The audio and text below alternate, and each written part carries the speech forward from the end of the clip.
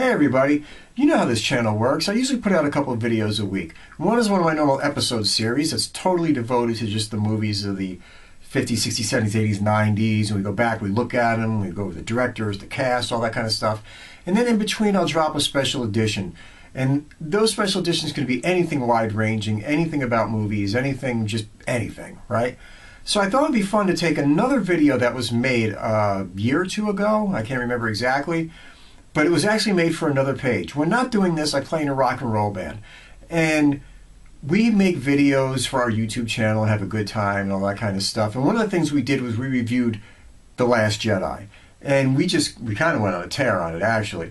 So I thought it would be fun to let you guys see that by throwing it in here. Now, I took out a lot of anything band related. I took out band logos. I took out wherever we brought up the name and all that kind of stuff. Because I don't want you to feel like you're getting banged in the head with our, band crap when this is on a totally different YouTube channel and all that kind of stuff. So anything like really related to that is gone. It's going to look like it was kind of made for this channel, but it's the three guys in the band, me, Kyle, and John, and we're just banging out our review of Star Wars The Last Jedi. Anyway, I hope you get a kick out of checking it out. Enjoy. Peace, everybody.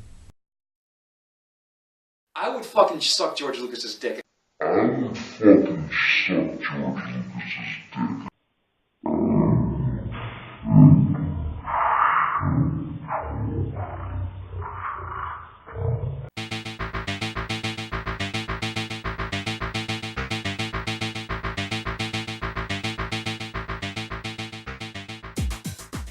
All right, I have a feeling we're going to have a couple of different opinions in here.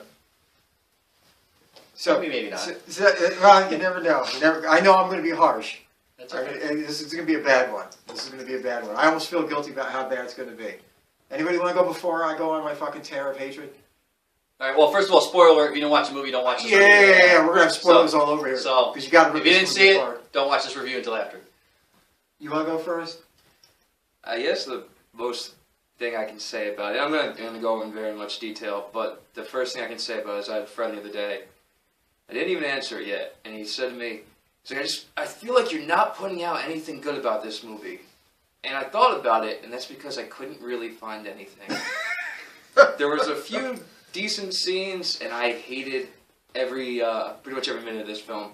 I want it burned. I want it stricken from the record. There's petitions out there to get it struck from the canon. That's actually true. There's really? Yeah, there's fans out there started a petition to make it get blacklisted and strike it from the canon. And which is harsh. So what's your worst? What's the character development? The dialogue? So I think the worst part for me is I thought the acting was they got good actors. They got good production value, for the most part. and that's the good things I can say about it. And They got good actors, but they got them acting horribly. Exactly. I think it's more the writing than the actors, personally. The thing I hate about this movie, probably the most, is the giant, gaping, Sarlacc pit-sized fucking plot holes littered throughout the entire fucking movie. From beginning to end, this movie is a giant. The fucking black hole that she jumps down to find the dark side is this movie's fucking plot. It's just barren and fucked. The worst part, I'm just gonna touch. We'll get to them. We'll get to them. Right. Save them for as we roll through the movie. We don't want to just shoot your whole load. All right. So opening scene opens on Rey. Well, what did you think? Did you like it? Okay. There's pieces I liked. There's pieces I did not like. I wanted to like it, but then again, they kept bringing same pieces in like other movies. Like, why do you have to use another Death Star-like device? Can't you come up with some other device than a Death Star-like device? Or another ice planet? Another ice planet. Yeah, it's like salt. So instead of going to Hoth, now we're on. I don't even remember the hell name of it. That's how bad. I mean, now we're there. You had to introduce. Whoa, it's not snow. Yeah, salt that turns red. But anyways, we'll get to all that. Yeah. Because there's so many fucking things. You had to add another cute and cuddly creature. Like, we really needed that. Like, just to make Chewbacca feel, I don't know, whatever on the planet. What the fuck he's even in the movie for? We'll get to all that social justice. Yeah, Chewbacca must become a vegetarian. Yeah. As we go along. I don't know. Like I said, I like Rey. I really like her character. I like what they try to do with her. Finn sometimes works, sometimes doesn't work for me. Poe, same thing, kind of works, sometimes doesn't work. But Kylo Ren, man, oh my God, Jesus. He's the little whiniest fucking Sith Lord ever. Like, he's a little bitch sits and on that, they make him the whiniest bitch. Yes. And now they're trying to give him some... And I appreciate that in this movie they tried to give him some character. But the fact of the matter is, his entire plot in the first movie was he killed Han Solo to prove he's evil. To prove he's evil, and then he goes and helps her and kills his master. He's a prick! Which, again, here's another situation. Did they have to use the same, like, dynamic? Like, Luke goes to meet the Emperor, there he is, the lightsaber's on the side. There was, you know, we'll get to it later. But I was almost ready for her to turn around and say, Kylo, you're breaking my heart. You're going down a path I cannot follow. Because that's all that's going through my head as I'm watching the movie. No, dude, they'll never copy the prequels. For me, this movie is the most epic disappointment. The only time I've ever felt this bad about a movie is when I went and seen Highlander Part 2. And I liked the first Highlander, and I'm like, it's Part 2. It's got to be Highlander. It's going to be cool. And about 8 minutes in, I'm like, this is a train wreck. What the fuck am I watching? I don't even understand where this is going. And that's what this movie did to me. I was so stunned and broken. Not stunned, because after The Force Awakens, I seen this. But they built up my hope because... There was good parts about Force Awakens. Rogue One was so cool. I was like, okay, maybe they got this shit back on track. But they not only doubled down on The Force Awakens, they fucking went even beyond it in the level of stupidity. And that's what... You didn't like the iron that you thought was this crazy spaceship, and then it's a fucking iron? The first thing that went through my head was, what kind of a cheap prick did they have in the production house who modeled the spaceship after an iron? And then they zoom out, and I'm like, oh my god. I'm like, no. All right. We're gonna break down the scene kind of like from beginning on. Remind me to check this in 10 minutes just to make sure it's still rolling. But okay, the opening credits.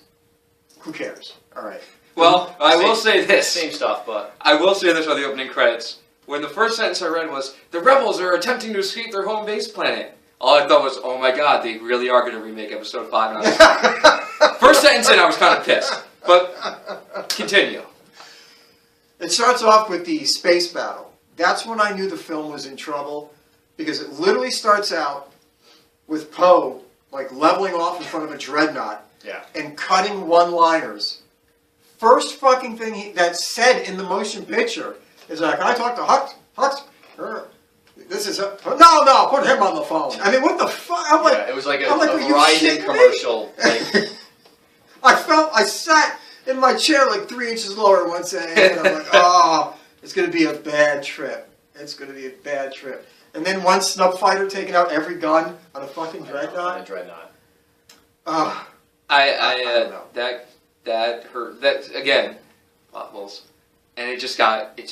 He takes out every gun, and that hurt to watch one fighter take out everything. And I get, you know, the universe is ripe with non-force sensitive pilots who can take out entire dreadnoughts. I understand that happens all the time, but use their guns against themselves. Exactly. I'm sorry to fire directly on each other. Sorry, Thor. I mean Poe. He fucking he took out everything, and I get it. So then, what's next after that? He leads the entire... His ship gets hurt. Yeah. And then fucking... What the fuck is that droid's name again? BB-8. BB-8 fixes it by headbutting the fucking control panel. He's got all the... Because that's how you want to make sure that you handle some delicate equipment. You say, I can't figure this shit out. And all of a sudden, whoa! The fucking thing works again. I was like, okay. All right. Oh, well, then it leads to the bombing run. Oh, God. The bombing run that made no fucking sense whatsoever. They go out there, and all the ships get destroyed except one. The girl goes, whoever this pilot is, I can't remember what her name is, goes down to the cargo hold where they're dropping gravity bombs. Yeah. Gravity bombs in space. The vacuum of space! I tried to rock it. Maybe they were magnetic gravity bombs. That's what I was trying to make excuses for. They go to the metal of the ship. Yeah, I'm like, maybe they'll fall to the metal and ignore the metal of its own ship. It made no fucking sense. No friction in space. Why do these bombers have to move so slow?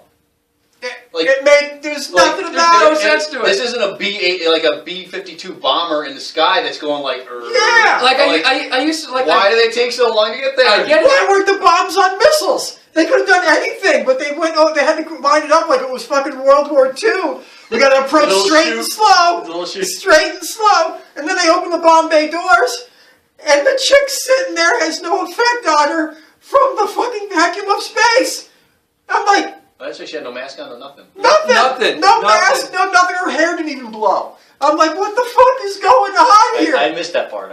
Oh my god! I can't believe it. Literally, when she presses the button, she like looks down into space as the fucking bomb doors are open. She's looking at space, and she's like, "Oh yeah, the gravity of space is taking it plot holes, big and small plot holes." It was unbelievable. Beyond this, one bomber, takes out the entirety of a fucking dreadnought. The thing is like the size of Chicago. And this fucking...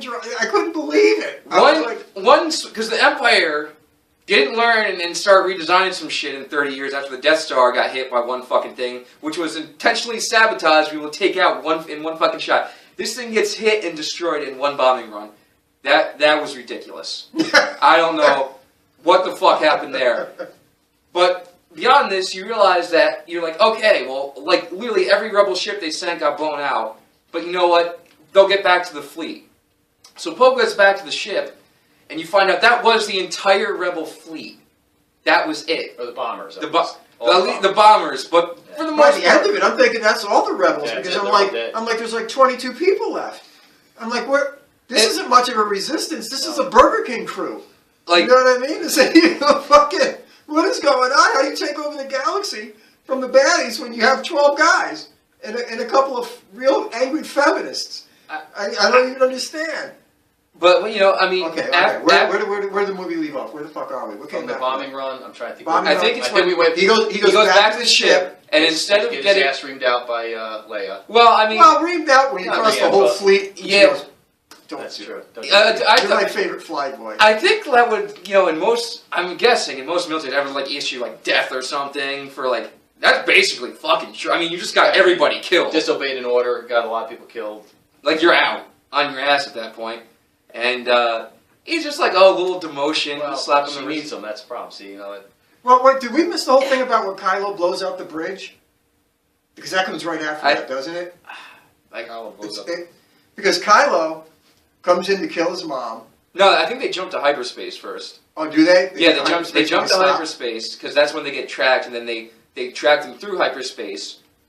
Which breaks every fucking rule of Star Wars. Well, apparently there's a new device. And I think I'm mad at Rogue One because a buddy pointed this out to me for that. He says, whoa, it's okay. I'm like, what the fuck do you mean it's okay to track through hyperspace? Because that was always the getaway in Star Wars, get to hyperspace. What bothers me, my friend, like, well, in Rogue One, when she's reading those files, and she's like, what's all these things they have besides the Death Star plane? She's like, hyperspace tracking? Well, they set it up, man. All right. Fuck that. I'm trying to remember if I remember that in any of the books after. Jedi. I'm trying to remember anything in the expanded universe, but in everything Lucas wrote, it was like a rule you played by. You don't track through fucking hyperspace because it was like the rule you played by. But I ain't gonna sit there and put my stock in Rogue One, which is the Disney movie that is gearing you up for the next. Like, it's still all in the family. Don't fucking forget that, folks. It's all in the fucking Disney family. Well, there was one part where they say something about cloaking devices. And if you watch in the Empire Strikes Back, when Han is trying to take off and he disappears and they go, a ship that small can't have a cloaking device. Yeah. So they did bring cloaking devices into the original trilogy. Yeah. Not defending this piece of shit. Yeah. I'm just saying. So they come out of hyperspace. Let's move this fucking thing along. Yeah. And Kylo and everybody, I can't remember. Kylo throws a shit fit at that point. He's like, we're going to take him on right now. Right. Because Snoke gets all pissy at Hux and starts force dragging him through the fucking ship. Husk was... I don't understand what they were directing that man to do. Yeah. But his really over-the-top acting, it was like... Spaceballs was more fucking serious. I mean, I couldn't get over it. All the commanders up until that point had some sort of posture of being a general or whatever. They had General Veers, General Piet, like, they all had some sort of... And then you got this guy that's like a laughingstock of the Empire. Who the fuck would follow this guy? That's, I guess, the point. And they're both jarring for the #1 seat, as the next in command of, the Empire. But the two guys that were supposed to be following are fucking idiots. They are, absolutely. They're whining and crying, and Husk gets fucking it's like slapped all over the fucking bridge of the ship by a hologram, and he's getting dragged here and slapped around like it's a fucking R-gang comedy. I'm like, what is going on? And my only thing, he must have been like a theater actor who's like trying too hard. He's just used to having to be really That's dramatic. The director's fault, though, because you got. I'm not chill saying that fucking shit out. you're going too far, or ramp it up. But I think they put him in there as comic relief. I think they did. He's like the baddie Finn. Yeah. You know, like Finn is just in that movie just to fucking cut jokes. And that's what this guy is. He's just, you gotta laugh at the bad guy. Yeah, that's a shame, because John Boyega is arguably the best fucking actor they got in the He's a good actor, but he's being directed like shit. Anyway. So they attack the freighter that they're all trying to escape. The entire rebellion is on this freighter. Yeah, probably. It was like a fucking 5 or 6 Star Destroyers and a fucking giant ship, dreadnought, whatever there. No, it's Snoke's ship. It's Snoke's ship. Snoke's personal fucking ship. Thing is like half the size of a fucking goddamn city. Anyway, they come in, they're attacking. Kylo goes in. He senses his mother. Later in the movie, he couldn't sense Luke under that pile was alive, but he sensed his mother on that fucking bridge. And he goes in for the kill, and he says, I can't do this. And one of the stormtroopers fucking blast her out of there, and suddenly, unlike the little girl in the fucking goddamn cargo bay dropping bombs, the vacuum of space works again. And it sucks her out into the fucking field. And you say to yourself, well, you knew Leia had to go somehow. She died in real life. They had to go. It's poignant. We got it. It came out of nowhere, but fuck it. It is what it is. And as she's floating there, comes out with crystallized she learns ice. Fucking force powers beyond Yoda. She starts moving. Her eyes open, and like Neo from the fucking Matrix, this bitch flew. Yeah. Like Superman. And she flew. I at that moment, I wanted to leave. I wonder if they were going to kill her anyways, but then because she died in real life, they brought her back to life to... What I heard, one of my friends who's really trying to defend this movie, you know who you are. He told me that Ryan Johnson, the whole plan was that Carrie Fisher was going to be forced. That was there to prove that Leia was fucking force sensitive. She was going to train Rey in the next movie. That's what I heard from him.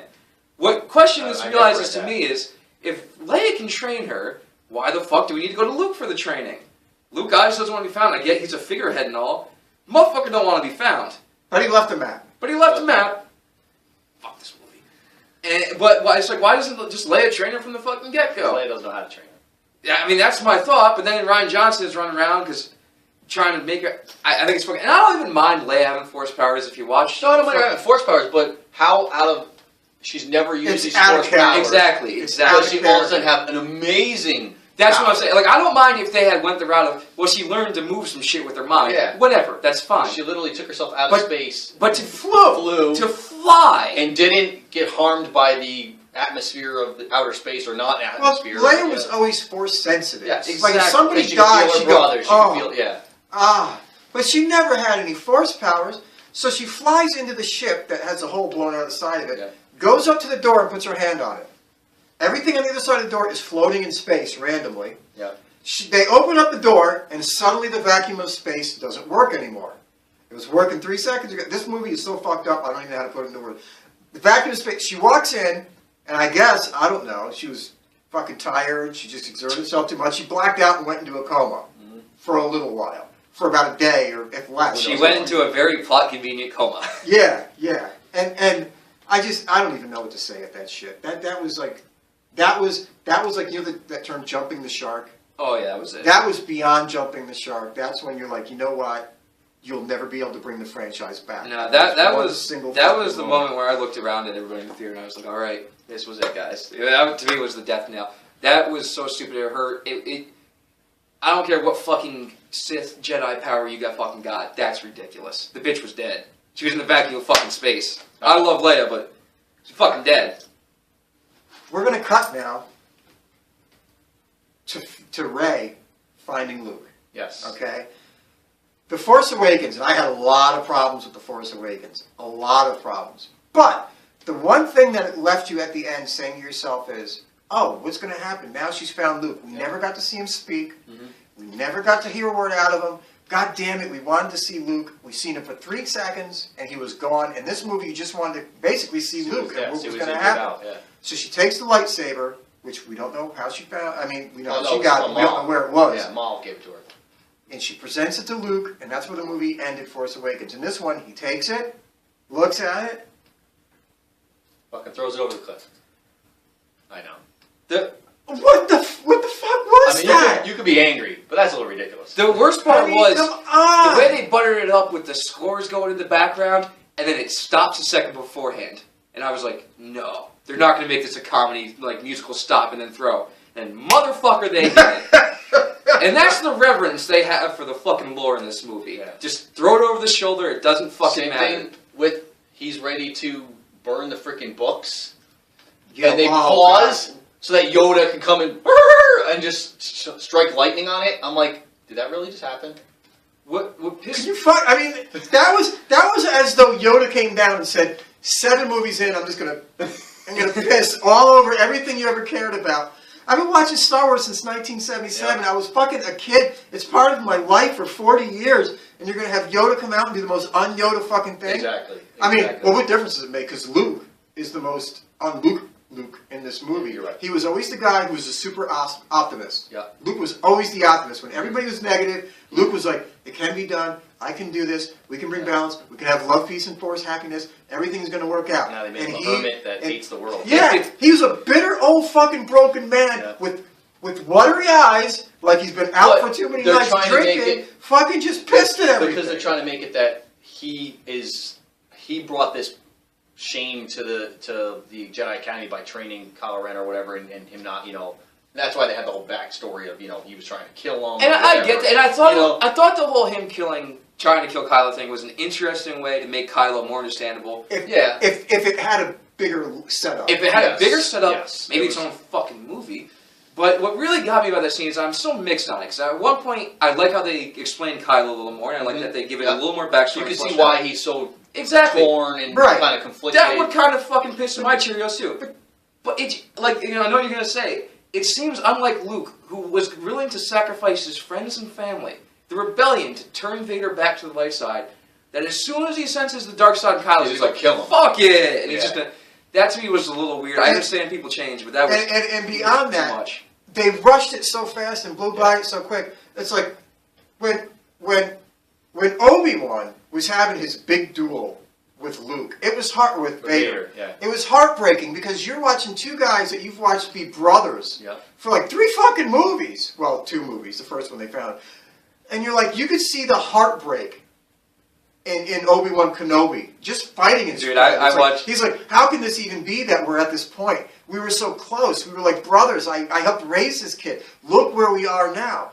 And in this movie, you never got to see if something he went through with the training or how he brought. If something led Luke to that moment where you had a moment of heartbreak, going, "Oh my God, look what he's about to do," because you were led to that place, it would have been one thing. But just to have it thrown in there as a fucking whoop-de-doop, this is what happened. This is what explains it. Let me drop the bomb on Rey that this shit happened.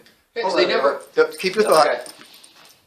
So good. Okay, so going. I just know this thing every now and so often you got to fucking break a file once you hit like 45 minutes. Yeah, because that was the other thing. Like they could have used a little backstory of showing him getting the Jedi Academy started, Leia and Han giving Kylo Ren to Luke to train. Yeah, that would have been great. Just a little bit. I mean, you could have spent 5 minutes on it. You didn't have to go crazy. Nothing. But just to say, how they trusted Luke to train their son to be a Jedi and blah blah blah. Like all that going. Like now it's just you already see him as an angry teenager ready to kill, and they made Luke like fucking Anakin was, ready to kill the children. Yeah, exactly. Yeah, it made no sense. And I'm like, Luke wouldn't try to kill a person. Like he might try to persuade him many other ways. I don't think he's gonna kill him. It just seems so. People are saying, "Well, he's a different. It's a different thing." Bullshit. And it's so. You can change a character over time for reasons, but to do a complete 180 on what they are is ridiculous. And Luke always was, like you said, the optimist. He was the guy who would go 3 movies to redeem his fucking dad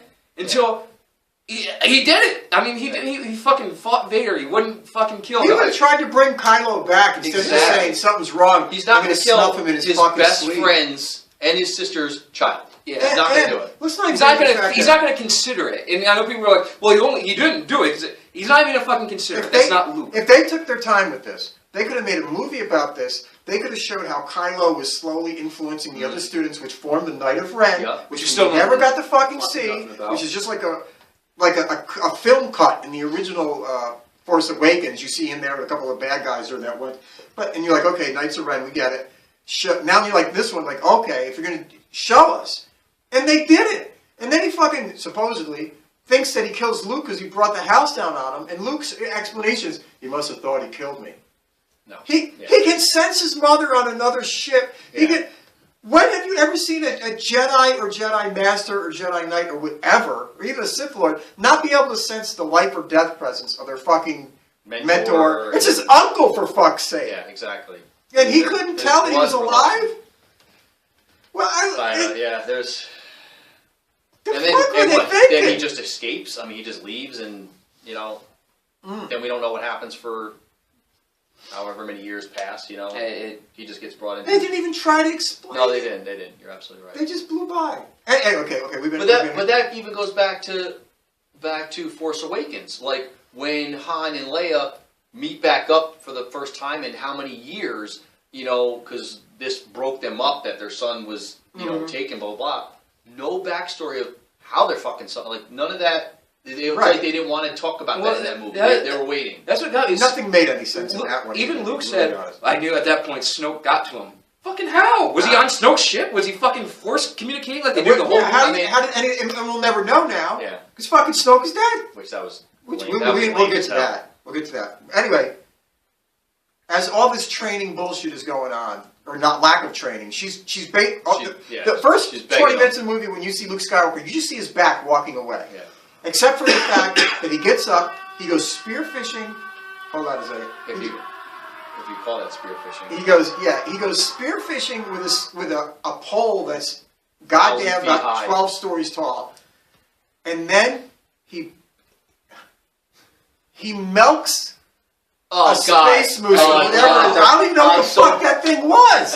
It was like the money shot of a porn movie. Oh my god! That's like, a good way of putting it. It was that bad. I was like, did he just... And then the look he gave after he goes, yeah, I was like...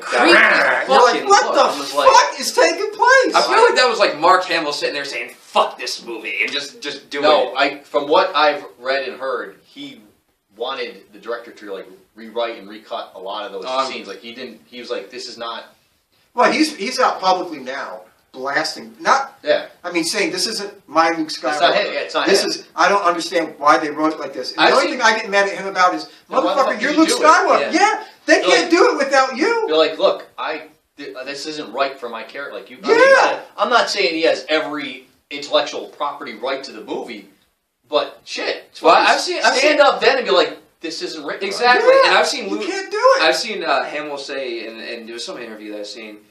And he was saying how he signed up to do it, and he's like, I thought George was going to be doing this. And he was like, it wasn't until later I found out that Disney acquired Star Wars, like when everybody found out. And I was like, oh shit. And I heard that he was happy he got killed in the last one. Because he's like, I don't want to be part of it. I'm sure he was. That's like, I don't remember where I read it or heard it, but he was happy he died because he's like, I don't want to be part of what is going to be the new Star Wars. To me, just doesn't, I don't know what they're really... They've so broken away from what Star Wars was. And they're trying to make it like an Independence Day movie or entertainment value. Okay. Speaking of being teleported into a different movie, we're about to go to the... All right. We're skipping over a couple things. Finn wakes up. He's got all kinds of juice and shit floating out of him because he wakes up out of his stupor that he was in from the last fucking movie. And of course, they use him as comic relief where they're in the middle of shit going on and he's walking around with a fucking water jet. Not even a Bacta tank anymore. They just got him in some sort of wetsuit. Yeah, it was just bizarre. But anyway, he tries to escape. Little 5-foot-tall Asian girl, I can't remember her name. Rose. Oh, yeah. Rose. Yeah. Fucking right out of Titanic. She comes out of nowhere and tries to stop him from leaving. Yes. And then winds up leaving with him anyway. Because the only way that they can get away... All right, let's go back to the main plot. Well, we're kind of skipping shit. The plot of this movie is now, they've all come out of hyperspace. Every ship in Star Wars apparently maxes out at 128 miles an hour. Because as the rebels are trying to get away, the First Order is chasing them. They can't gain any fucking ground. Can't gain ground. They're not falling behind. Everybody's locked into this one space seat. Can I ask, what happened to the tractor beam? Oh my fucking god, it's another thing. They used to tractor beam fucking everything! Exactly. And you can't tractor beam them a little closer, a little closer. And I'm watching the ships. They're not that far apart. No, they're not. But they're like, well, no, they're right at the end of our weapons. Like even though they just took out a fucking planet's base in the beginning of the farther movie. away, and they're sitting there. So now they're just pop shotting the fleet that's trying to run away, and they're like, well, eventually they're going to run out of gas. Right. We got more gas than them. They're going to run out of gas. So fucking eventually. Wait, because and what pissed me, and this is why this is the biggest plot hole in the entire movie, by the way. The Empire, who at this point they haven't explained a fucking thing about where the Force. Apparently they got unlimited resources. Apparently they have unlimited resources. They have money everywhere. You build Starkiller Base. You didn't do that on mortgage. You had the money to do that. So now they're chasing. When you try to plan for one, you build three. That's how you do that. That's like the government. In normal. So that's why you don't build. Yes, $400,000. Exactly. You don't build for one. You build for three, just in case. It's so ridiculous. And so, given they have unlimited resources, or next to unlimited resources, I'm thinking, all right, the rebels are going straight. Clearly, they know the coordinates. They're just going to call in another Empire ship from hyperspace to cut them off at the pass. It never fucking happens. The Empire wants to keep this in-house with 4 fucking ships. Doesn't want to get anyone else involved in the entire... Why didn't one of the ships break off from behind in hyperspace right in front of them and pin them in between? Yeah. You know what I mean? Yeah, they could have gone around, done anything. Or, here's the other thing. The lady waits to do this amazing hyperspace through the dreadnought ship, move, after it destroys the entire fleet. Why didn't you do that your first fucking thing? And that thing didn't have autopilot? It didn't have a droid that could fly the motherfucker? Anyway. There's many options. And that's wrong too, because if you weaponize hyperspace, you've killed now you can fly an X-Wing fighter through a Death Star and just take it out. Yeah. So now we got that fucking problem with the whole war going to shit. But anyway, so while everybody's trying to get away. It doesn't map ships, it only maps planets. The Death Star behind them with a whole fleet of ships that isn't out of gas and can easily just zip in ahead of them and fucking blow them out of... They just want to keep this cat and mouse thing going for as long as possible. And somebody has the idea, hey, there's a planet nearby. Yeah. And there's a guy on there that knows how to break the codes to anything. Oh, and he can break into Snoke's ship for us. I forgot about that 15-minute adventure. He can break into Snoke's ship for us. So we need to sneak off this ship with half a fleet watching us. Nobody's going to see us leave. Nobody's going to see us leave. We're going to break off, go down to this planet, find this motherfucker, bring him back in, break into their ship, shut the shit down, get off their ship, back into our ship, and we're all going to sail away smooth as cake. Yep. And what do? Now we go into the fifth element. Because we've left Star Wars, and they just drift off, nobody's seen them leave, and they go to this planet that looks like the fifth element, didn't it? Yeah. It was ridiculous, and they get there, and it's filled with evil, greedy fucking capitalists who just want to roll in money. The Mos Eisley Cantina meets Casino Royale or something. Yeah, this is around the part where the movie, it started Social Justice Warrior when all the guys on the ship were impulsive and stupid, and all the women had to scold them and yell at them and tell them they didn't know what they were doing. They would call them flyboys. They would hit them with stun guns. They would do everything else. And nobody, by the way, would tell them the plan. Because who the fuck is Poe to know the plan? Fuck him. We're just going to heap it from him. And even if he... Because we don't trust him anymore. Yeah. He went rogue on the Dreadnought. Yeah, we're not going to tell him the plan. So he's going to keep doing crazy shit. What difference does it make? Because I don't even... Anyway, they go down to this fucking planet where it's filled with evil capitalists drinking and smoking and gambling away the millions that they have because they got nothing else going on. And they also abuse animals and keep slaves. All right. We wind up in the middle of this. Apparently, Rose's only real concern at this point is freeing the horsies. and the children. The horsies and the children. I don't even know what the fuck is going on. Fuck this movie. That's not. I almost blacked it out because at that point in the movie, I'm watching it and I remember at the end of it when they finally meet up with Del Toro and they're riding the horses. That's when I said, "Fuck this! I gotta take a piss." I left. You did. I didn't know if you were coming back. I didn't know if I was either. I didn't know why you left. I said he might not come back. It was about it. I almost felt like leaving myself. So they go down there. They're riding the horses. Another scene is taking place, I don't know if it's at this point or another point, where Han Solo's or Chewbacca's about to eat one of those little fucking cute fluffy things. I mean, literally, he killed it, skinned it, cooked it. Yeah. It's in his hand. And then he looks at the furry thing and says, "Oh, I better not eat this." Go down. fucking killed the thing. And they use like the same CGI they use for like a fucking minion. I know. I was like, are you fucking... And I'm like, what the fuck am I watching? What the fuck happened to my Chewie? That Han was like, rip your arms off, you fuck with them. And that's my Chewbacca, man. Chewbacca should have looked at him like, motherfucker, I got more to eat. Ever since Ewok. I got more to eat. Went soft. Exactly, dude. That's what fucking did. I fucking hate the Ewoks too, by the way. It's not. See, I don't hate the Ewoks, but that's because when I grew up, that was my time to love Ewoks.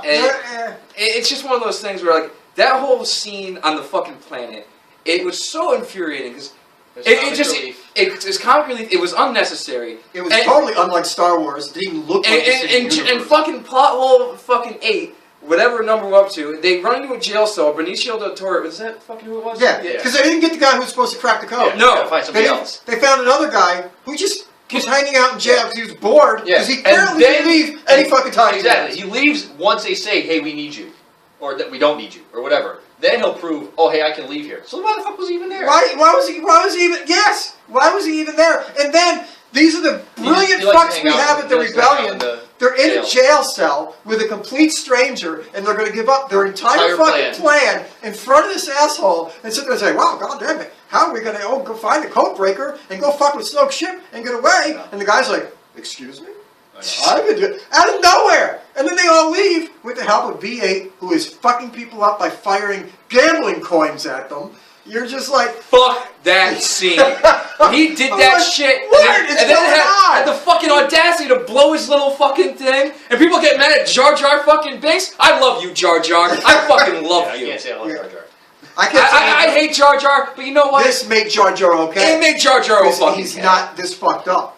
I mean, just because he goes, oh, he's a whoa, and drops his fucking wrench, that's bad. But this shit was the shit of legend. I'm just like, what? So anyway. R2-D2 is not throwing points at people. They used Benicio del Toro. Yeah, that was a cameo.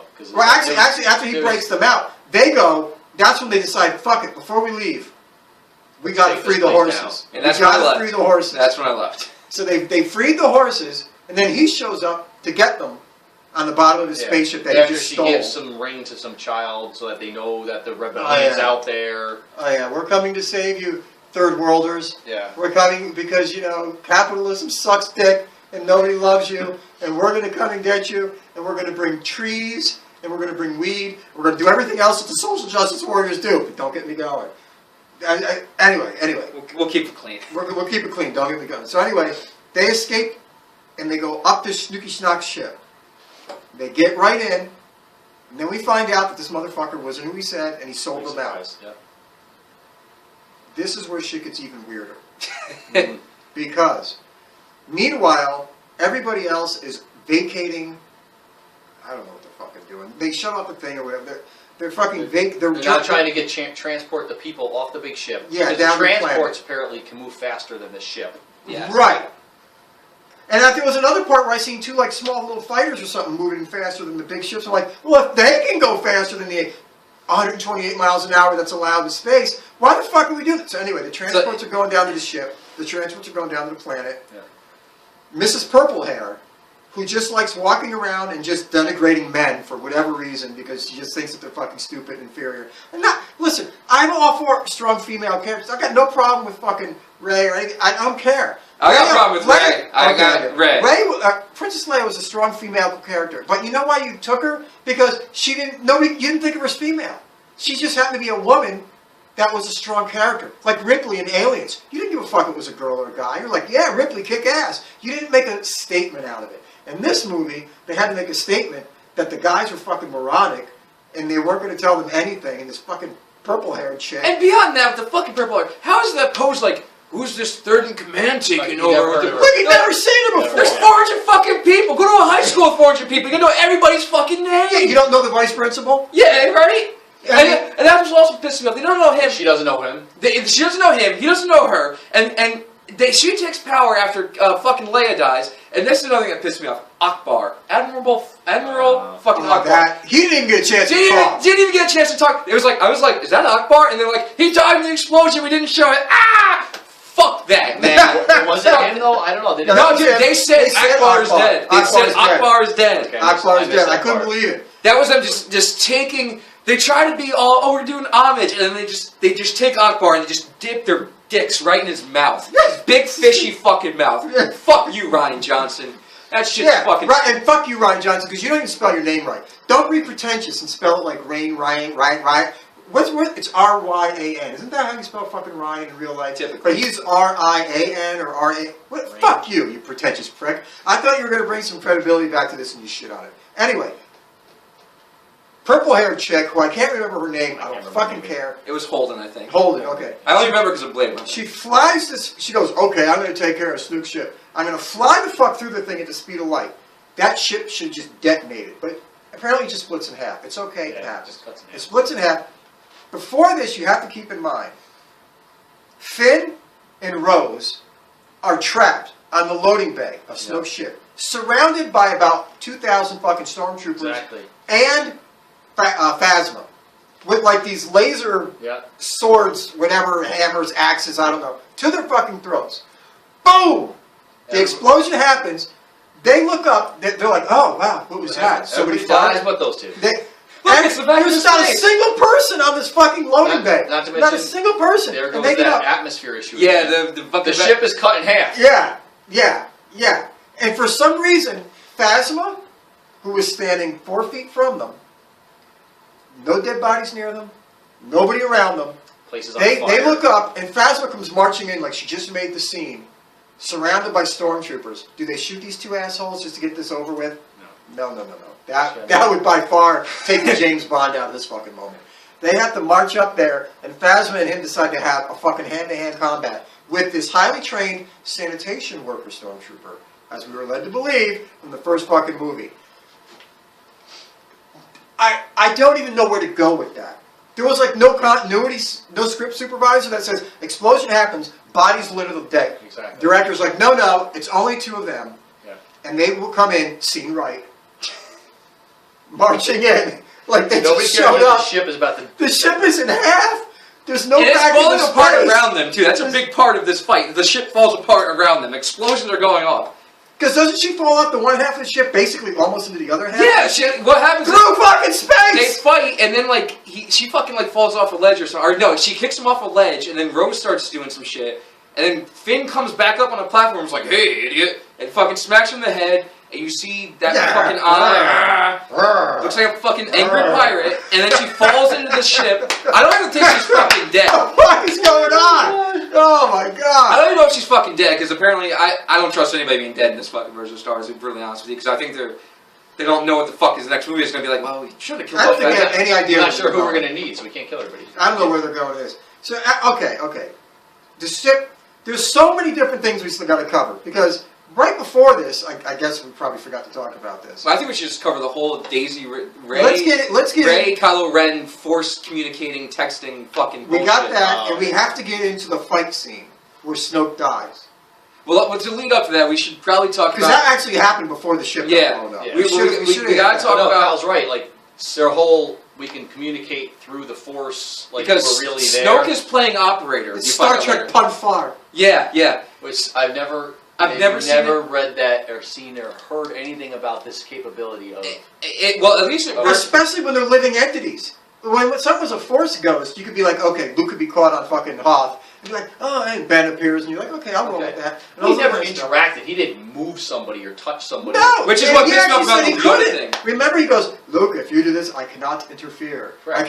Which would lead you to believe this fucking guy can't get involved in anything that happens in the living realm. Yeah. Which Yoda fucks that. They're also dead. Yeah. So there's the other difference, is that now these people can do this because they're alive, and then... Apparently Snoke is so fucking powerful, he can force connect them so that I can see you, I just can't see anything around you. Oh, so they start talking. He's an operator. He's an operator. He's an operator in space. It's long distance. Because apparently Snoke can fucking see everything going on, but he... Except for the lightsaber. Except for the lightsaber and going through him. Anyway, he can see exactly where they are at all times, and he can make them force operate, which is just, fucking great. So they start talking, and they have the weirdest pre-teen romance I've ever fucking seen. It's Twilight! I swear to God, when Luke comes in the thing, and she's like, to his hand, and he's like, oh, and they're doing the... I want fucking cringe. And how did he get shirtless in the one scene? Dude, have you seen the internet memes of that? It's everywhere. And she even says that. Can you put a shirt on? Isn't that like a line? I mean, no, there was a line. Can you put a shirt on? Yeah. And I'm like, did it really go there? And he's just wearing like these black leather pants and this. He's wearing his mom jeans and shit. I'm like, is this a German torture porn? I mean, it's like, where the fuck is this going? It's like, I don't even know what I'm watching.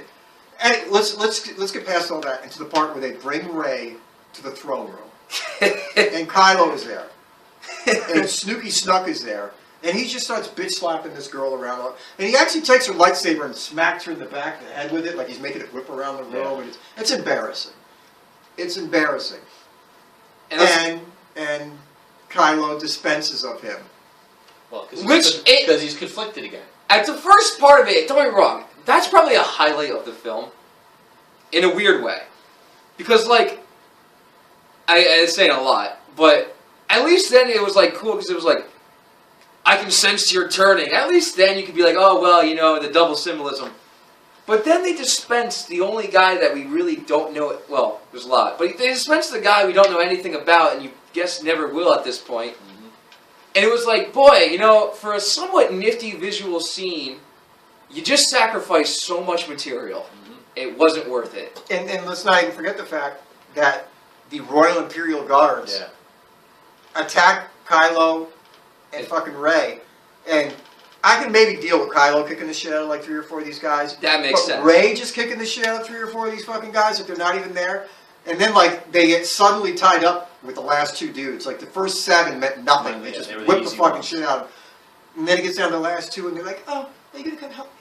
Oh, I'm going to come help you? Oh, we're going to get out of this, love. And what the fuck? What gets me to is that Adam Driver's supposed to be a Sith Lord. No offense, I actually don't mind Adam Driver. I mind the fact that they apparently put him through 0 fucking lightsaber training. Like, watch the prequels. Like, the shit that Hayden Christensen and Ewan McGregor did was amazing, mind-boggling. Amazing, fucking mind. I watched that fucking fight the other night. It's real with emotion. They were talking through their fighting. They were so good at it. They were acting when they were fucking with the lightsabers because you could tell the emotion they were putting in each hit. This shit is like watching. They were like, "Hey, Adam, figure it out, kid." That's how it fucking looked. They have him do his weird fucking shit like he's fucking John McClane. And then he fucking goes in there and starts whipping the fucking sword around, and it looks like shit. It looks like he doesn't know what the fuck he's doing. But he still gets his ass whooped by Rey, who looks even worse somehow. And they take out this... That was the last movie. The last movie. Because they're equals. Yeah, they're almost getting friendly with each other in this one. Well, so anyway... the thing is that they're supposed to be balancing each other out in the Force, but she has, apparently, with 0 training, when he had a bunch, knows how to use the fucking lightsaber and the Force...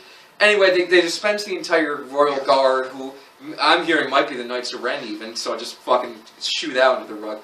But, you know, just theory.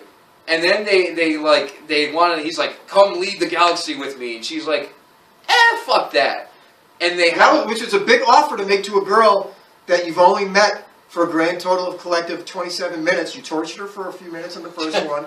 You fought her for a little bit after that. You had some fingertip. You had some tentacle love from Avatar. It was Avatar tentacle. Oh, God. Air tentacle love. God. Right? And all of a sudden, he's offering her like half the fucking universe with him. Take out his master. He's in it. Yeah. And he's like, come with me. And I'm like, did somebody just get done watching Revenge of the Sith when they just didn't know what to do? They just watched Revenge of the Sith. They just didn't know what to do. And they said, we're going to rewrite the whole fucking scene between Anakin and Padme. But worse, it was the same fucking scene. It was the same scene. And I couldn't get over it. But that's how I felt about a lot of it. It was a lot of similar scenes. Well, I mean, even like when she went down to that fucking pit. Oh, I know. When I saw this, I'm like, that's are you serious? Another pit? Yeah. I'm like, they had to find the one planet that there's another dark, dark side. Exactly. And what really got me, and she found nothing. At least Luke found, like, what's going on? Why does this thing have my face behind the mask? Which told you something fucked up was going to happen. Yeah. Where did she find? A mirror with herself. Well, 800 versions of herself. Yeah. Hey, it's a mirror with myself and everybody I ever thought I was related to and everything. I'm a nobody. I have no lore. I have no background. I'm meaningless. Ha ha. Everything that you were led to believe in the first movie went on to be nothing. Which Adam Driver then reinforces when he offers you. He's like, you're a nobody. Your parents are junk traders. Fuck you. He gives her the stone cold fuck you, verbally, and then she's like, well, I can't go dark side with you, and they completely do what this movie did, and just ripped everything in half by taking the lightsaber the lightsaber. More important than Vader's red lightsaber. More important than this fucking movie. Exactly, is that lightsaber. And they rip it in half with the Force. Now, given this thing's been destroyed down pits before, maybe it'll fucking wind up in Maz's cantina. How we even came to be, we don't even know at this point. But, you know, it gets ripped in fucking half, and then they force blackout, because, fuck it, it's a convenient plot device, and Daisy fucking Rey there gets away, and Kylo Ren wakes up later, and she just lets him go. She doesn't detain him or anything, she just leaves him lying there, because why not leave the leader of the First Order just lying there on the floor, because he's got a big heart. And then fucking Hux there comes around, and he's kind of pissed off. He's a ginger, so he pulls out his gun. He's going to piss and fucking kill Kylo Ren. And then in the nick of time, Kylo wakes up, and he's like, fuck it, I'm not even going to try. He puts the gun down. He's like, all good.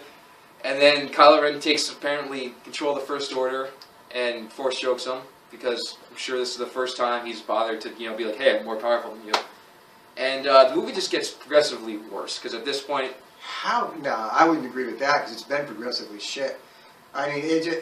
Yeah, but... Except that now they go to the Empire Strikes Back and they go down to the Hoth planet. But, dude, I shouldn't say it got progressively worse. It kept a steady pace. It's just that they get to this fucking salt planet, which has, like, ice creatures, though. And there's a rebel. The dogs, or whatever they have ice dogs. Ice dogs. On a salt planet. Now they're salt dogs. They're salty dogs. They should make a treat out of that and market it. It sounds like a fucking baseball team. Doesn't it? Come to the salt dog.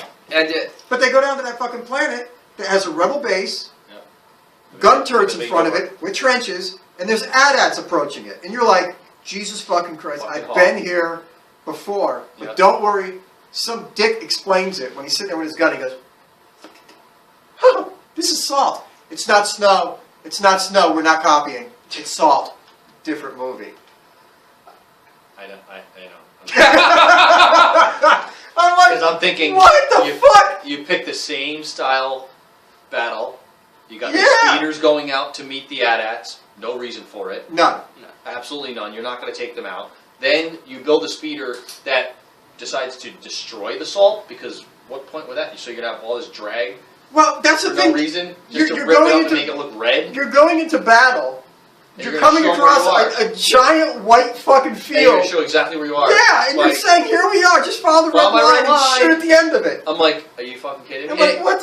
Well, what got me too is at the beginning of the movie, it opens up with a destroyer taking out a base from space, and this time around, the First Order says, fuck it, we'll go to the ground and do it. Yes. That's more convenient because we gotta use our portable gun. Exactly. Our portable gun. Our portable Death Star. That somebody must have had in their back pocket. Yep. Because all the ships big enough to carry this fucker just got blown up. They just brought it down. And then, out comes, another thing that pisses me off, out comes fucking Finn, flying the ships with everybody. Into the Death Star. Into the Death Star ray, but as we all know, because Finn was not a pilot, and he needed Poe to escape in the First Order, he never knew how to fly. That's why he could never take control of the ship. Yeah, remember that? Remember he always said, I need a pilot, I need a pilot, I can't fly, I need a pilot. Apparently, in his coma, he took lessons, and now he could fucking fly. And he was going to ID4, he was going to write the fuck up, Randy fucking Quaid, up the fucking thing, and take the thing out. Again, another situation. Why would you go in the beam? Why not go outside the beam and come in? Well, apparently that rickety fucking craft that can't get its landing gear up or something is going to take the full force of the sun or whatever the hell. Which, it's like, wouldn't you just burn up as soon as you hit? Like, is that thing really going to get disrupted by a fly-sized fucking thing? This piece of shit ship is going to go into this ray for, like, God knows how long he was, you know, in the path of this ray as it's, you know, it's on the base, so it's not like it's still activating. It's firing, and he's in the path. And how short of a range does this thing... You're at the base, you can see this fucking gun. Yeah. A BB gun could have reached it from that fucking distance. But apparently they got to wheel this prick right up to the fucking front door. Because this thing can't knock it down from a mile away. You're like, a rifle on Earth will reach a mile, but apparently this gun just can't do it. So they're going to walk up, and I like how they changed the AT-ATs. Instead of like walking with dog legs, they got like monkey arms now. They kind of watch and they kind of fucking walk a little bit differently. And just as he's about to make the ultimate sacrifice for his friends, even though we're carrying no weight in this movie, and nobody gave a fuck. Pilot. Apparently she was a pilot too. Yeah, fucking Rose, who we never knew had any piloting skills, comes in and precisely and gently knocks him the fuck out of the sky Because when two ships collide, Nothing happened. it's like bumper cars. Yeah, exactly. You'll die on I-90 if you fucking have a collision. But these two flew into each other, and nothing fucking happened. Well, she swims away and goes unconscious, but not before saying, "We must sacrifice for those we love." That's why I interrupted your sacrifice. Yeah. Exactly. Look, her sacrifice was better than his sacrifice. Exactly. Yeah. My sacrifice, way better than yours. Yeah. Dying to blow up. And then she did this awkward thing because he's like looking at her, and she looks up to him, and she's like, I know this is gonna look really weird on screen because I look like I'm 12, but here I come for my kiss, and I'm gonna slap one on you, and you're just like, where did that come from? Exactly. This is just bizarre. It's just. Well, that led to the end of the movie where it's like, I'm looking around, they've got like everybody in the ship, and it's just kind of like pairing them back and forth. It's like, who's gonna want to fucking who? It's just like they haven't figured it out yet. Yeah. They're just like, They're well, rolling all the dice. they're all just all like, well, you know, Ray and fucking Finn might fuck, but hey, Rose is kind of in there. Maybe we'll get a fucking threesome going in the next movie. That's a movie I'll fucking watch for you. There we I don't go. even know But if I want we to forgot see the that. part where Luke holograms himself. Hold on. Oh, we Here didn't go, forget. here we go. Oh, I I'm just So afraid. in the middle of all the Before the sun before we go, I'm making sure this is rolling because this is where it's going to get really ugly. Before, Hold on, let me get ready. yeah, as the end of the movie approaches, out of nowhere, Luke Skywalker shows up. He's got a haircut, Yeah. and he had some just for men because he looks a little bit more trim. Like I got cleaned up He just before I'm got going to back join out. He this just got fucking out fight. of Jabba's palace. I'm gonna walk up to my sister who I haven't seen. Yeah, I haven't seen my sister in a while, and I'm gonna be like, "Hey sis, here's Han's rearview mirror dice." What the hell was that? I forgot. Instead of fuzzy dice, you have golden dice on the top of the Millennium Falcon. Now, What the hell is that? granted, those were there in the original movies. Are you If you serious? watch, yeah, there was always those I little did pair of gold not dice hanging there. remember They that. were there. Okay, so But at least it was. that I was thought that was a really there. cute nod, except for the fact, how could he hand them to her? because he's not there. 'Cause he's not there. I'm like, what the fuck? So anyway, he shows up and he walks out there to Kylo, and out of some crazy Japanese anime shit, 800 guns descend upon him into a mushroom fucking cloud of destruction. If you notice, there wasn't a lot of red salt during that part. No. It's So right. It should be a big apparently- red puff There cloud. should have been a big red crater there. Oh, But apparently, I fucking hate this movie. his hologram Fucking hate sucked it. up all that energy, and it never touched The salt. only crater of that movie was in Ryan Johnson's fucking head when he wrote it. Oh my god. So anyway, and you knew Luke wasn't dead. You fucking yeah, knew. You knew it. You So knew he comes walking out, and like But, John just but inside demonstrated, of he does the me, inside of me, yeah, I know. He's like, oh, not a scratch. Right but then inside and me, there. I'm thinking, okay, if he, because I didn't think that. Holy shit, he's really a hologram. I really thought, shit, maybe I came off the planet somehow and he is there. he cleaned himself up. Yeah, and I'm saying, I don't care what form of Jedi you are, blah blah blah. You're not taking that kind of bombardment. Yeah. I'm like, where are they going to go with this? Did he like teleport somewhere and he's not really there? It was like Neo in the Matrix, Yeah. which is what they did to a lot of characters in Yeah. this. They fucking Matrix their asses. Yeah. And now they have the ability to do anything because Yeah. nothing's off limits. Like Ray. Well, we'll get to that in a minute. So anyway, he walks out of this completely untouched, and he starts to have a little bit of a conversation with Kylo. Yes, they're disagreeing with each other, back and forth. Who cares? They start fighting. Luke is making him look like a bitch. He can't even fucking know. Luke's doing this like the sideways fucking. Dude, he Matrix. He did the Neo, dude. He did the Neo. And then he did a Neo, and he fucking sideways rolled out of the way. I'm like, this is fucking crazy. And then he sacrificed himself, or so you thought, Yeah. because he lets Kylo fucking jack him with his fucked up only one And of a kind. at that lightsaber. moment, I'm saying, are they seriously going the Obi-Wan Kenobi route? Right. That's 'Cause I'm what like, I was thinking. I'm gonna lose it if Luke sacrifices himself the way Obi did. For what reason? Yeah, This right. There was no reason. reason. Nobody was trying to get away. I mean, they were trying to get away, but that wasn't going to save them. And no matter what. it was a meaningless fucking. I was like, what? In that death, I think it was a culmination of, we realized how bad they fucked up the Han Solo death, so that it had no meaning. Yeah. They gave you the Princess Leia death and then retracted it, and then they fucking went to this death, and you're like, here's a third fucking character.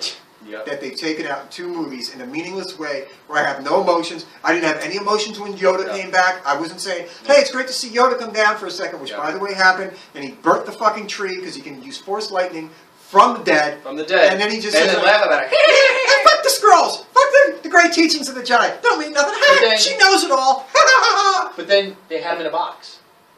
Did you not see that? Oh yeah, at the end of the movie on the Millennium Falcon, they had this. They had him in a fucking box. Yeah. On the Millennium Falcon. Who the fuck took him out of the room?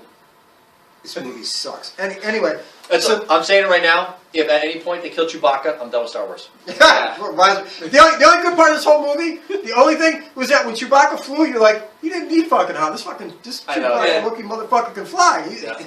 Which I love Chewbacca, so this fucking dude's badass. Anyway, then you cut to a scene of Luke fucking levitating over like his little rock, over like a little fucking pedestal rock, and apparently to force interject himself at a distance. I don't know what the fuck happened. Light years away. He starts to look a little bit weak and woozy, and he just fucking drops dead, and he disappears. But is he dead? We don't know. Maybe he just went somewhere else. I hope he's dead. I hope he's dead because I hate to see Mark Hamill in another one of these fucking things. Yeah. I really fucking would. The same people who defend that death are the same people bashing Padme's death. Right. I don't know, man. Cut to the end of the movie. Thank God we're here. They go to the end. They're trying to get out of this fucking thing. They're following the space dogs or the salt dogs. Salty dogs. We're going to market that. They're going to start. They're following the salty dogs, and they find out that, oh my God, 1 million fucking boulders fell in and covered us. We can't get out. Salty dogs can fit. We can't because we're bigger. We're not going to make it. And don't worry, Rey shows up. Right at their side. And using force powers that maybe Yoda pulled out at one point or something. Yoda could have done it. She just goes. Luke couldn't raise his X-wing. Right, right. You know, Vader threw some shit around on the fucking on the Cloud City. Yeah. Yes. But she just, without even looking, just lifts up.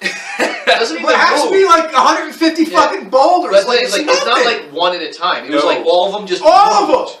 And they just stayed there. And everybody walked out in between them. Like it was like fucking, hey, she's got it. Like, wow. And then shortly after that, the movie ended. I can't remember what it closed on. It was a shot of them. It closed on the on the kids, on the kids with the little round thing. And they're like, the rebellion's still alive. Yes, because the Force is still out there. And some little kid who's like sweeping, who apparently doesn't even know what the fucking Force is, and required no training like they did at the Jedi Temple. Just stood there and made, got my broom.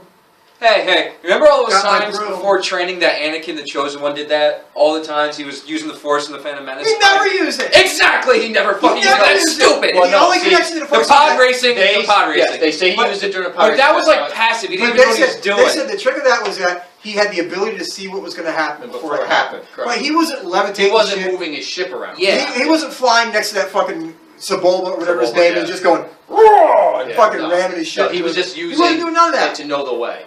It was just fucking insulting. And what also got me is that they're like, well, the rebellion's still alive. And one of the final shots from the Millennium Falcon was like, dude, they just called for help from that base and no one answered. Yeah. The rebellion's fucking dead. Hate to break it to you, ISIS has more fucking guys. Sorry. Sorry, they fucking do. And there's like 15 people on the Millennium Falcon all cutting their way out of there. That's rebellion. And the movie ends and you're just like, what? Okay, all right. The movie's over. Thank God.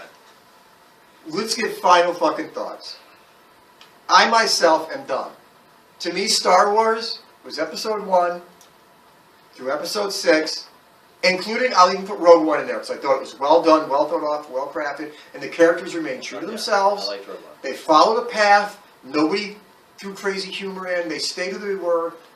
The only humor was kind of like the robot, but it was like a dry humor. So that's fine. And for the record, I had more emotion when he died than Luke died. Oh yeah, I cared more when the fucking droid died in Rogue One than I cared when Luke or fucking Han or Yoda come. Whatever. I'm done. Especially now, I'm hearing rumors though that they're going to take away because they're going to do 3 more movies after they finish. Well, yeah, Han Solo story coming out. Then 9, which is going to be another J.J. Abrams jerk off. And then there's supposed to be 3 movies they're going to give to Rian Johnson. Oh, great. That were supposed to be set aside. But now I heard, it was on the web, I don't know if it's true, that they've reneged on that. And they're like, we're taking this away. Just take everything you did and give it to the assholes that made Rogue One. It's not that fucking Can we get the same guy that did fucking Empire Strikes Back?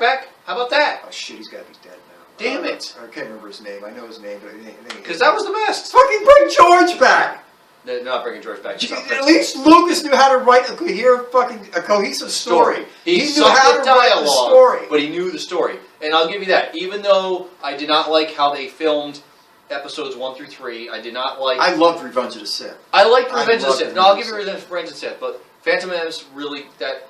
But that's a whole It other was hit and story. miss. The But the clones- story was cohesive. No, that's what I'm saying. The story was Makes there. sense. It just needed to be shot the way the original 3 were, without this. Oh, let's try to get the kids back into Star Wars, so we're going to add all these little, Right. I kid agree with elements to make I you agree like with the, that. little funny moments. If it was shot like a sci-fi drama and not a sci-fi comedy, That was the Phantom would've- Menace's.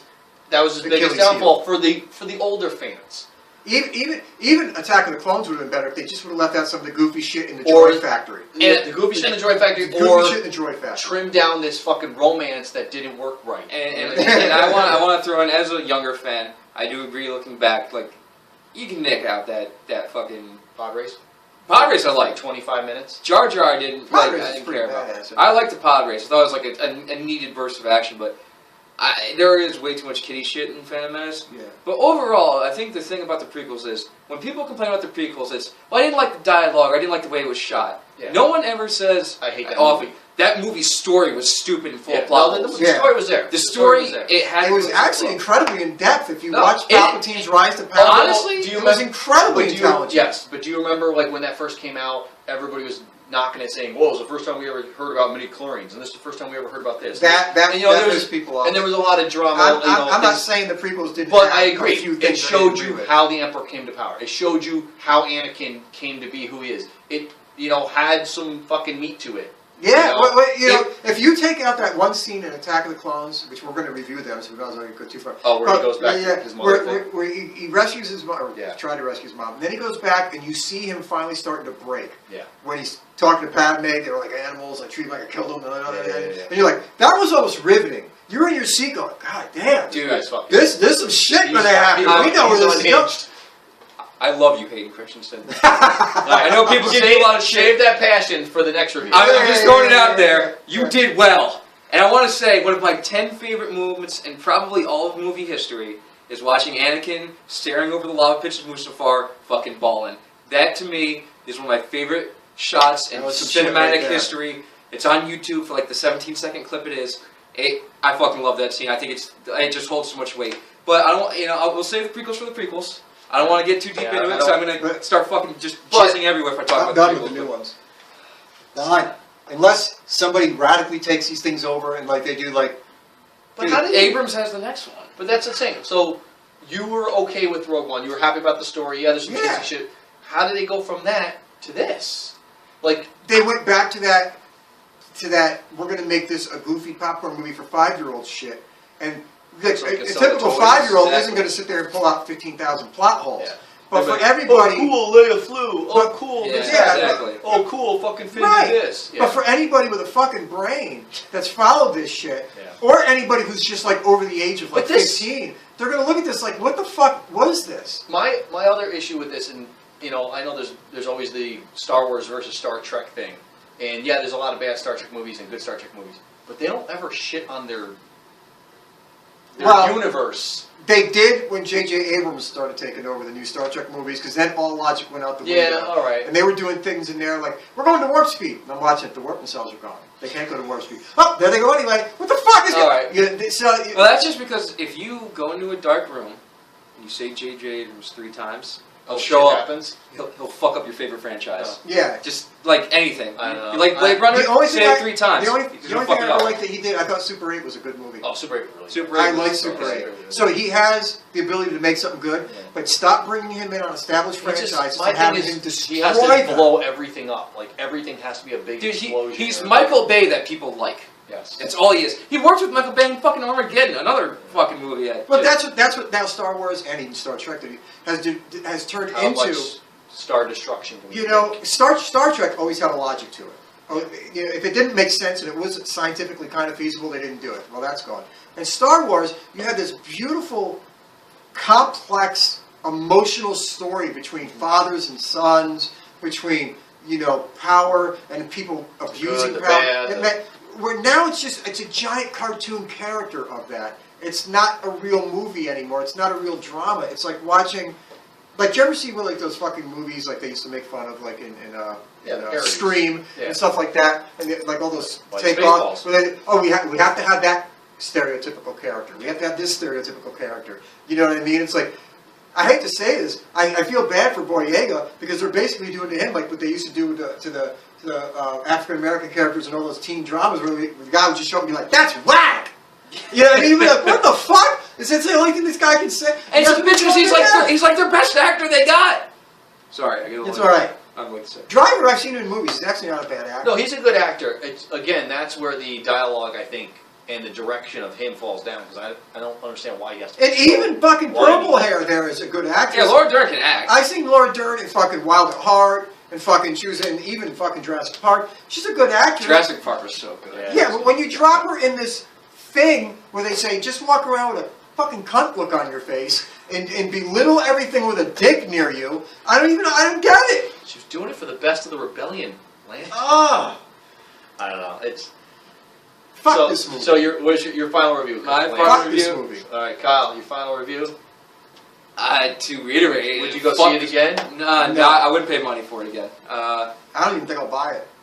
I bought Force Awakens and have not made it. I might ask for it as a gift to someone to get it for cheap because I don't want to support it. I really hate this. I hate what's done to the franchise. I hate the lore breaking. I hate the plot holes. The lore breaking is a big one for me. That's really what it bothers is. me because that's the core of That Star it Wars. is. It's like it's no longer a religion and now it's a goof. Yeah, It is. That's It's been disrespected. Yeah. Star Wars. It's been disrespected. I've had people tell me, well, things change, and what I have to say to this is, I get things change, but when you mix a universe like that, you establish a set of rules. Yeah. You establish a set of rules, and you stick by them.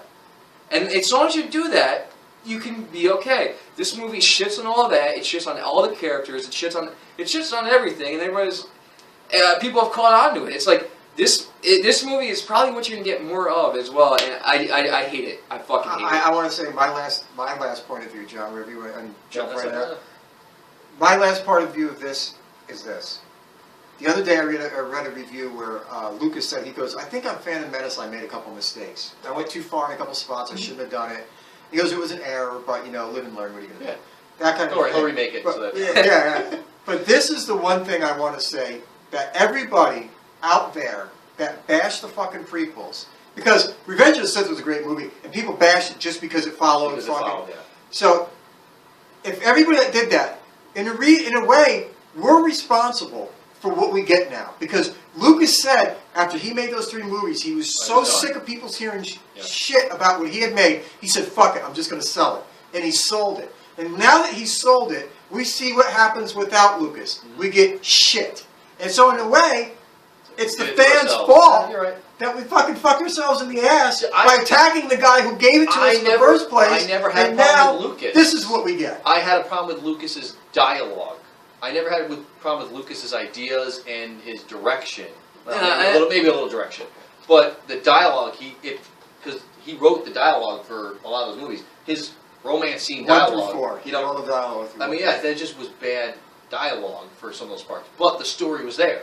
So he's a good storyteller. He just needs phenomenal story. He needs to have somebody take his story and be able to write a better screenplay with it. Which was Empire. Correct. Exactly. Whereas these, who the hell the storyteller is, I don't know. Who the screenwriter is, I don't know. Well, that's the But thing I want to say about this movie. That's my final thought. They were okay with Rogue One. This movie feels like somebody took the Lawrence and they're trying to make him so quick. It feels like 3 guys playing hot potato with a script. Yeah. Like, I'm gonna write a story to get your turn. Oh, what if we do this? It's like, well, I fucked it up this way. Fix it. Well, I'm gonna fuck it up this way. Fix it. And it just feels like they're doing that. And now they've got them forecasted out so far, they're just gonna keep fucking it up. So don't be surprised when these movies are still shit. And Rogue One actually felt like a real fan sat down and said, exactly. "You know what?" And even the things they added in. These are the pieces we needed to bring back light to that we're missing. Exactly. This is this. We're going to cover this shit for real, and we're actually going to explain in a logical way why it was so easy to blow up the Death Star with a snub fighter. And you bought it. You're like, yeah. Yeah, man. They added something new to it. But they gave you a little glimpse of Vader and his castle. When even Force Awakens comes out, and I know we'll review that later, why did they have to jump ahead to already Kylo Ren is left the Academy, blah, blah, blah? They couldn't have made that one movie there that was the Jedi Academy, was Leia and Han getting together, doing, like make They it went too fast. way too fast. Like, that's the movie that we all wanted to see after Jedi was what happened to Luke, Leia, and Han right after the movie. You know what they did though? They said, how can we fast forward in time this story to the Yeah. part where we can copy And do episode whatever we want. 4? Yeah, you're right. You know what I mean? It's like, Yeah. how can we get all these pieces in play and shoot ahead so that everybody's the right age, the right time, and we can just recreate episode 4 all over again 20 years and do later, that, and do that 20 years Yeah, later. you're That's all that they fucking did, and it's heartbreaking. All right, I don't know. Well, That's go I'm giving Han Solo story a try in May 25th, and we'll see what happens. That's not in May 25th. this This May May? already? Oh, was it May 25th? I thought it was December. I mean, it could be. You might No, be right. I was just at the movies yesterday. I saw the flyer or the board. Really? It said May 25th. Whoa! Yeah, Memorial Day weekend. What the? I'm looking that up. I Almost- can't fucking I'm believe almost it. positive. I just saw the billboard. I last believe night. you. I just. What? So Maybe it's May of next year? Could it be this soon? No, I know they're filming. I've seen the fucking pictures of the guy in the uniform. maybe so so that's that- they yeah. had a thing. It said the Han Solo story, and it said May 25th. Oh my god. Then when the fuck are they going to release next Christmas? It can't be episode 9 already. May 25th? 2018, right? Yeah! Yeah. Wow, that's another thing I want to get into. It's There's too too much. fucking much. It's too much. We'll see you later, people. Bye. Later, all.